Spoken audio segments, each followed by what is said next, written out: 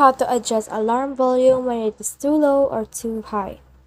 Hi guys, so in this video I'll teach you how to adjust alarm volume when it's too low or too loud. So if you want to learn how it's done, just watch this video until the very end. It's just pretty simple, so let's go. So to do that, what we need to do is we need to head over to our settings, and then from in there we just need to search in here for alarm. So I search in here for alarm. Then click on this alarms right here.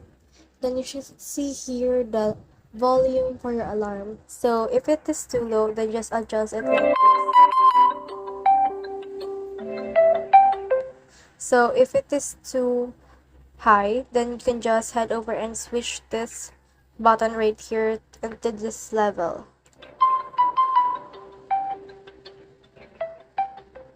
Just like that. So just adjust the volume depending on your liking. So that's the whole process. I hope this video helped you to adjust alarm volume when it is too low or too loud. If you have comments, comment them down below and try best to answer them. Thanks.